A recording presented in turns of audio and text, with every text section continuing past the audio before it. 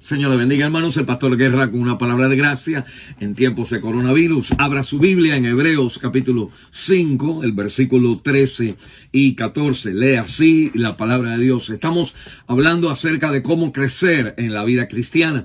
Y hemos visto que en la vida cristiana, algo fundamental en la relación con Dios es que Dios se revela a nuestra vida a través del Espíritu Santo, quien ilumina nuestro entendimiento. En otras palabras, nosotros no dejamos de ser personas que pensamos. Ahora, con Cristo, nosotros entonces pensamos mejor, miramos mejor, percibimos mejor a través de la palabra de Dios. Es como que la mente se ha abierto y nosotros entendemos los razonamientos de la palabra de Dios para nuestra vida. Y dice entonces Hebreos capítulo 5, el versículo 13, todo aquel que participa de la leche es inexperto en la palabra de justicia, porque es niño. Pero el alimento sólido es para los que han alcanzado madurez, para los que por el uso tienen los sentidos ejercitados en el discernimiento del bien y del mal. En la palabra de Dios me habla a mí claramente, hermanos, de que hay dos tipos de personas, de creyentes en la vida.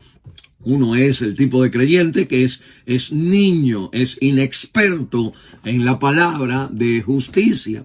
Y el otro, pues obviamente nos dice que es entonces una persona madura, que entonces tiene la experiencia de aplicar la palabra de justicia.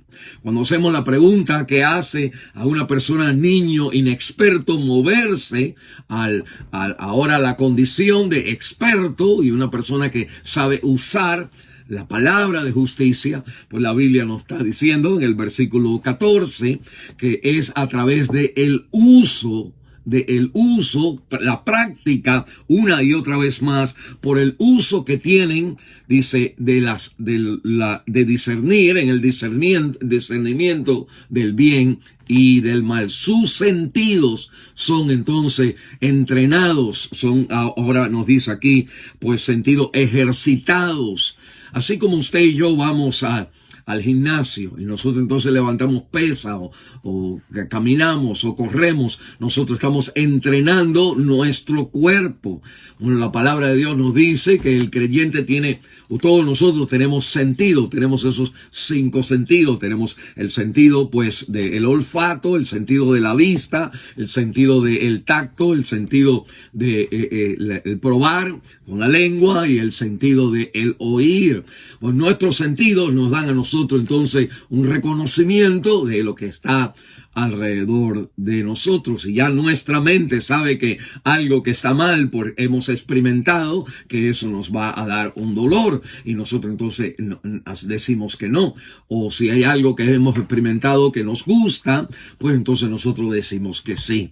Y la Biblia me está diciendo, hermano, mire bien, que la palabra de justicia, la palabra de Dios, la Biblia, se convierte en lo que entrena los sentidos. El sentido siempre quiere lo que quiere, pero entrenar los sentidos, ejercitar los sentidos con la palabra de Dios es no permitir que el sentido le dé rienda suelta a su sentido, a los sentimientos que tenemos, al tacto que estamos queriendo tocar o sentir o tener experiencia en nuestra vida. La Biblia me dice que el maduro es aquel que permite que la palabra con el tiempo sea lo que el gusto tiene que gustar, lo que la vista tiene que mirar, lo que el oído tiene que oír, lo que el tacto tiene que tocar, lo que las decisiones tienen que tomar. Es el uso de la palabra. La palabra es lo que determina si está bien o está mal, si está bien o está mal. No mis sentidos están entrenados, ejercitados en el bien y el mal que la palabra de Dios entonces nos dice. Hermano, es fácil crecer en la vida cristiana, pero es bien difícil, porque así como nosotros no queremos ir al gimnasio, así la palabra de Dios nos capacita y nos ejercita a nosotros a tener que someter lo que quisiéramos hacer bajo el régimen de lo que dice la Biblia, bien o mal, según la palabra de Dios, no según mis sentidos, sino sentidos ejercitados en el discernir bien o mal por la palabra de Dios. El Señor le bendiga, hermano. A usted vivir en esta vida como cristiano, use la palabra, lea la palabra y permita entonces que la palabra sea lo que determine en su vida el bien y el mal. Es un ejercicio, es todos los días el gimnasio de Dios. El Señor le guarde y le bendiga.